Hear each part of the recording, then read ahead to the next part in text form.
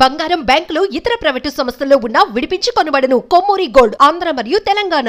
నమస్తే, welcome to our channel. నేను పద్మిని. ప్రస్తుతం పాటు ప్రముఖ ఆధ్యాత్మికవేత్త, ఆస్ట్రోన్యూమరాలజిస్ట్, ఎనర్జీ వాస్తు స్పెషలిస్ట్, శ్రీవిద్యోపాసకురాలు శ్రీమతి జయప్రద గారు మనతో పాటు ఉన్నారు. మాట్లాడదాం. నమస్కారం అండి. నమస్తే అమ్మా, శ్రీమాత్రే నమః. ముందుగా మీకు క్షీరాబ్ది ద్వాదశి శుభాకాంక్షలు అండి. థ్యాంక్ యూ అమ్మా, సేమ్ టు యూ.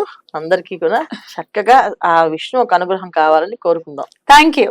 అసలు ఏకాదశి గురించే ప్రత్యేకంగా మాట్లాడుకుంటాం. నెలలో 2 మార్లు ఈ ఏకాదశుల గురించి మాట్లాడుకుంటాం. ద్వాదశి గురించి అంతగా పెద్దగా ప్రస్తావన ఉండదు. కానీ క్షీరాబ్ది ద్వాదశి, కార్తీక మాసంలో శుక్లపక్ష ద్వాదశిని ఖచ్చితంగా అందరూ కూడా చాలా చాలా వైభవోపేతంగా వినియోగించుకుంటారు అనడం అనేది అందరికీ తెలిసినటువంటి విషయమే. మరి క్షీరాబ్ది ద్వాదశిని ఎలా చేసుకోవాలి? చాలా మందికి తెలిసే ఉండొచ్చు ఎలా చేసుకోవాలి. మరి కొత్తగా ఇప్పుడే మొదలు పెట్టాలనుకుంటున్నామండి. అసలు ఎందుకు చేయాలి అంటే ఏం చెప్తారు? ఎందుకు చేయాలి అంటే, మన ప్రారంభ కర్మలను తొలగించుకోవాలంటే అది ఒకే ఒక మార్గం ఏంటంటే కార్తీక మాసం. ఈ కార్తీక మాసం వచ్చే ప్రతి ఒక్క రోజు ఏం చేస్తే ఆ కర్మలో నుంచి కాస్తంత తొలుగుతూ ఉంటుందంట. సో అందుకని మనకు కార్తీక మాసంలో ఇంత విశేషంగా ఈ దీపం, దానం, తర్వాత స్నానం ప్రతిదీ ఇచ్చారు. ఎందుకు ఇచ్చారంటే ఏం చేసినా పుణ్యమే. ఆ పుణ్యం కింద వస్తుంటే ప్రారంభ కర్మలు ఏవైతే చేసుకున్నావు అన్ని పోతాయి అని అర్థం. సో ద్వాదశి జనరల్ గా అందరూ ఎందుకు మాట్లాడుకోరంటే, ద్వాదశి చాలా విశేషం ఫలితం అన్న. ద్వాదశి రోజు చక్కగా విష్ణు సహస్రనామం 5 సార్లు పారాయణ చేయించి 11 మంది బ్రాహ్మణులకి భోజనం పెడితే సంవత్సరం పాటు గ్రహశాంతి జరుగుతుందంట ఒక గ్రహానికి. ఇంకేమీ చేయాల్సిన అవసరం లేదు యాక్చువల్ గా అయితే కదా. అలాగా 11 ద్వాదశులు ఈ విధంగా చేస్తే నవగ్రహాల్లో ఉండే ఏవైతే ఇబ్బందులు ఉన్నాయో వీళ్ళకి, ఏలినాటి శని ప్రభావం కావచ్చు, చంద్రుడు ఒక ప్రభావం కావచ్చు, గురువు ఒక ప్రభావం కావచ్చు, శని భగవానుడు, తర్వాత రాహుకేతులు, ఏ ప్రభావం ఉన్నా సరే ఈ ద్వాదశి పారాయణ చేయడం వల్ల అసలు వాళ్ళ జోలికి వెళ్ళడానికి భయపడతాయండి నవగ్రహాలు. ద్వాదశి తిథికి అంత విశిష్టత ఉంది. సో దాన్ని ఏ విధంగా చేసుకుంటారు? ద్వాదశి, క్షీరాబ్ది ద్వాదశి ప్రారంభం చేస్తారు. చాలా మంది అంటే క్షీరాబ్ది ద్వాదశి నుంచి ప్రారంభమై మళ్ళీ క్షీరాబ్ది ద్వాదశి వరకు చేస్తారు. అంతే కదా. సో మనకి మాసాల్లో మొదలు దామోదర మాసం అని అంటారు ఈ మాసాన్ని. సో ఈ స్పెషల్ గా ఈ రోజు కొలిస్తే చాలా విశేషమైన ఫలితాలు వస్తాయి. అసలు విష్ణుమూర్తి దగ్గరికి ఎవరైనా వెళ్ళగలవా? ఆయన అనుగ్రహం ఉంటేనే ఆయన కనిపిస్తారు మనకి. కళ్ళ ముందు ఉన్నా కనిపించాడు ఆయన మనకి, అంత మాయ చేయగలుగుతారు ఆయన. సో అలాంటి ఆ మాయ కూడా రాకుండా ఆ పరమేశ్వరుడు ఎప్పుడు మన ఎల్లవెళ్ళ కాపాడే స్థితి ఎప్పుడైతే వస్తుందంటే అది ద్వాదశి పారాయణ చేస్తేనే వస్తుందంట. అందుకని మన పెద్దవాళ్ళు ఏకాదశి చేయండి, ద్వాదశి చేయండి. ద్వాదశి ఖచ్చితంగా చాలా మంది ఇప్పటికీ కూడా విష్ణు సహస్రనామ పారాయణ చేపిస్తారు. ద్వాదశి రోజున విష్ణు సహస్రనామ పారాయణ చేసి 5 సార్లు విష్ణు సహస్రనామ పారాయణ చేసి, ఒక్కసారి లక్ష్మీ సహస్రనామ పారాయణ చేసి సద్బ్రాహ్మణులు పిలిచి, వేద పండితులు పిలిచి భోజనం పెడతారన్న.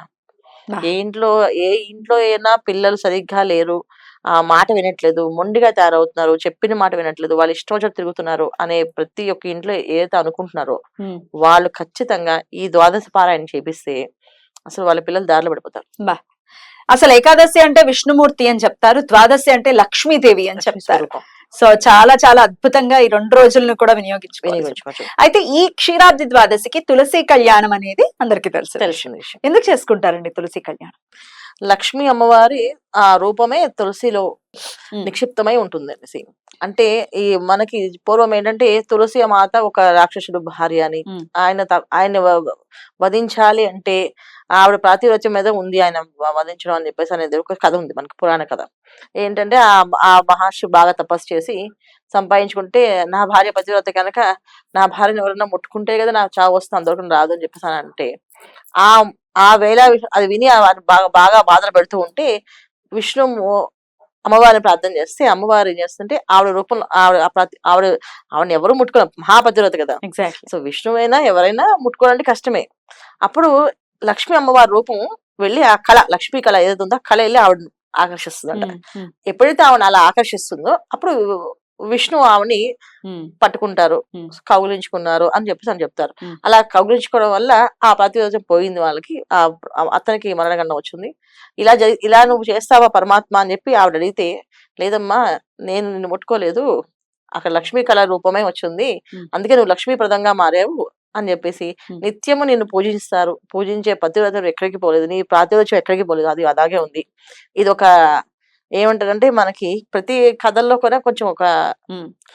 ఏదో ఒక దాగుడు నిగూఢ నిగూఢ రహస్యం ఉంటుంది. నిగూఢ రహస్యం ఉంటుంది. సో అంటే లోక కళ్యాణార్థం కోసమే జరిగింది. అవును. అంతేగాని ఇవాళ అలా పట్టుకుంటే జరగదు అని చేయొచ్చా అని చెప్పేసి అంటే ప్రశ్నలకు మనం Answer చెప్పలేం. చెప్పలేము. ఎందుకంటే ఇవన్నీ పురాణ కథలు, కార్తీక పురాణ కథలు కూడా చాలా కథలు ఉన్నాయి. ఆ కథల్లో కూడా ఇదే ఒక కథలు ఉన్నాయి, వింత వింత కథలు. ఆ కథలు కూడా ఇలా మోక్షం వచ్చింది అంటే అలాంటి పాపాత్మలు కూడా మోక్షం వచ్చింది కార్తీక మాసంలో పూజ చేస్తే అని చెప్తానని. అలాగా ఈవెన్ అలా కౌలించుకోవడానికి ఆ మహాపతివ్రతగా ఆవిడ తులసిగా పవిత్రమైనగా మారిందని, అందుకే ఆ తులసి దళం లేకుండా ఏ కార్యక్రమం విష్ణు కార్యక్రమంలో జరగవని వరం ఇచ్చేసారు. ఏదైనా కావాలంటే ముందు తులసి మాల వేస్తేనే ఆయన ప్రసన్నం అవుతారు. సో ఆ తులసి మాల వెళ్ళి తులసి దళం వేయాలి నైవేద్యంలో. మహానైవేద్యం పెడితే ఒక తులసి దళం వేయకుండా మహానైవేద్యం కింద కాదు, రాదా? కంపల్సరీగా కాదు. తులసి దళం ప్రతిరోజు కూడా పెట్టచ్చు మనం ఇలాగా. ఒకవేళ పులగం పెడుతున్నాం స్వామివారికి నైవేద్యం, అప్పుడు తులసి దళం వేయాలా? వేస్తేనే అది ఆ నైవేద్యానికి ఒక పవిత్రత వస్తుంది. అయితే తులసి కోటలో మనం పెంచుకునేటటువంటి తులసిని తుంచకూడదు, తుంచకూడదు. ఆడవాళ్ళు తుంచకూడదు, తులసి కోటలో తుంచకూడదు. మగవాళ్ళు వేరే ఒక కుండీలో వేసుకుని తులసి రోజు 2 తులసి దళాలు తీసుకుని తీర్థం స్వామివారికి కలశంలో కాస్త తర్వాత మహానైవేద్యం పెట్టడం అన్నంలోని. అంతే. శివుడికి మామూలు జనరల్ తులసి వాడని చెప్పి చాలా మంది అభిషేకాల్లో ఆ తులసి వాడడం కదా, అప్పుడు తులసి ఎలా పెడతారు నైవేద్యానికి వాడడానికి తేడా ఉంది. నైవేద్యాలు కంపల్సరీ తులసి వేస్తేనే పవిత్రత వస్తుంది, తులసి లేకుండా ఏ పని చేయకూడదు అంటారు. అలాగా వరం ఇచ్చింది ఆ రోజు. ఇలా అది జరిగింది క్షీరాబ్ది దాన్నే ద్వాదశి కింద లెక్క వేసుకుని కార్తీక మాసం జరిగింది కనుక దీనికి క్షీరాబ్ది ద్వాదశి కింద ఉంది. ఈ కథ పూర్తిగా చక్కగా చదువుకుంటూ వినియోగించుకొని ఆ మనసులో స్మరణ చేసుకుంటూ చేసుకోవచ్చు. చాలా మంది అంటే నేను ఈ కథలు చెప్పడంలో ఒకసారి కార్తీక పురాణం చిన్నప్పుడు చక్కగా వినేవాళ్ళు, చదువుతుండే చక్కగా మాకు అప్పుడు ఏం సందేహాలు రాలేదు. ఇవాళ అటువంటిది మా అమ్మాయిలు చదువుతుండే ఒక అమ్మాయి అదే కార్తీక పురాణంలో ఒక కథ, ఒక కర్కసి అనే ఒక కథ ఉంది కదా. ఆ అమ్మాయి ఇలాగా చాలా దుష్టులతో సావాసాలు చేసి తన శరీరం అంతా వాళ్ళకి అర్పణ చేసి ఈమె లాస్ట్ కి చనిపోయి అది కుక్క జన్మెత్తి మళ్ళీ కుక్కగా పుట్టి తర్వాత ఆమె మోక్షాన్ని పొందింది అని చెప్పేసి. అంటే మొత్తానికి ఫైనల్ గా దేవుడి దగ్గరికి వెళ్ళేది కదా, అయితే బెస్టే కదా. అంటే ఏ తప్పు చేసినా దేవుడి దగ్గరికి వెళ్ళొచ్చు, మళ్ళీ దీపం పెడతా అని చెప్పి డౌట్ వచ్చింది.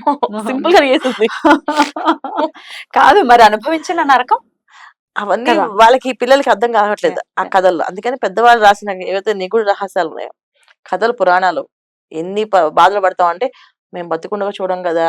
మా పిల్లలే అడుగుతారు ఈ విషయం, బతికుండగా తెలియదు కదా, చనిపోయిన తర్వాత ఏమవుతుందంటే తెలుస్తుందన్న, ఇప్పుడు ఎలా తెలుస్తుందో అప్పుడు అలా అనిపిస్తాం. సో అందుకని పెద్దవాళ్ళు ఏమి ఇచ్చినా అంటే అలాంటి పనులు దూరంగా ఉండండి, చెయ్యొద్దు, చేస్తే ఇలాంటి శిక్షలు అనుభవించాలి, ఇంత బాధపడాలి, ఇంత బాధపడ్డాక అప్పుడు లాస్ట్కి వచ్చింది మోక్షలోకం అని చెప్తే మేమందరూ భయపడి అవునా అని చెప్పినప్పుడు అంత శ్రద్ధగా విని జాగ్రత్తగా చేసేవాళ్ళు. రకరకాల ఈ డౌట్లు వచ్చేవే కాదు, జనరేషన్ వాళ్ళు తయారవుతుంది. అలాగని కథ చక్కగా వినండి, చక్కగా రాసుకొని చక్కగా వినడము, పిల్లలకి వివరంగా చెప్పడము, దాన్ని పాజిటివ్ ఎనర్జీస్ గా చెప్పడం, నెగిటివ్ ఎనర్జీస్ కాకుండా పాజిటివ్ గా చెప్పడం. ఇది పిల్లలు చెప్పి చక్కగా పిల్లలతో దీపారాధన చేయించడం.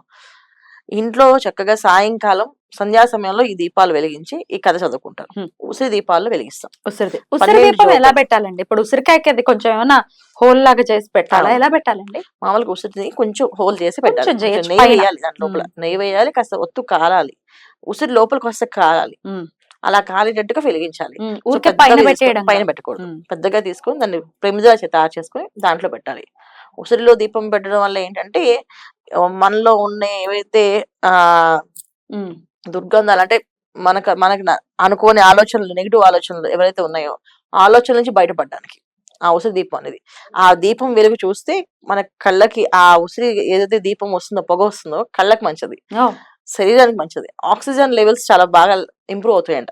దానికోసం ఉసిరి దీపాలు, ఉసిరి చెట్టు కింద భోజనాలు చెప్పేవారు. సో దాని వల్ల ఇది చేయాలి. కానీ అందరూ ఏంటంటే దీపాలు పెట్టవాలి, 12 ఉసిరికాయలు పెట్టేసి పైన పెట్టేస్తున్నారు, పైన కనుక ఆ ఉసిరి దీపం పొగ రావాలి కాస్త, అలా వచ్చేటట్టుగా పెట్టుకోవాలి. సో 12 జ్యోతులు, ద్వాదశి కనుక 12 జ్యోతులు చక్కగా వెలిగించి చక్కగా నామాన్ని ఓం నమో నారాయణ అని చెప్పి చదువుకోవడం, లేకపోతే లక్ష్మీ లక్ష్మీ దామోదర అని చదువుకుంటూ నామాన్ని చదువుకుంటూ చేయాలి. ఇది పూజా కథ విధానం. తాంబూలాలు ఒక 5 ముత్తైదులు తాంబూలం ఇవ్వడం. ఇలా ఇవ్వడం వల్ల ఏంటంటే 5 ముత్తైదులు మినిమం ఇవ్వడం, లేకపోతే ఇంక కుదరకపోతే ఒకరికైనా ఇవ్వండి తాంబూలం ఇవ్వడం చాలా విశేషం. ఎందుకంటే ఆయనకి ఎవరికైనా ఏదైనా పెడుతూ ఉంటే ఆయన ఇష్టపడతాడు. అందుకే ద్వాదశి రోజు మనకి అన్నదానాలు చేపిస్తాము, పారాయణ చేపిస్తారు, అందరికి పుస్తక దానాలు చేస్తాము, మంచి విశేష ఫలితాలు వస్తాయి. అద్భుతం అండి, చాలా బ్యూటిఫుల్ గా ఎక్స్ప్లెయిన్ చేశారు. థ్యాంక్ యూ సో మచ్ అండి. నమస్తే. నమస్తే అమ్మా. శ్రీమాత్రే నమః.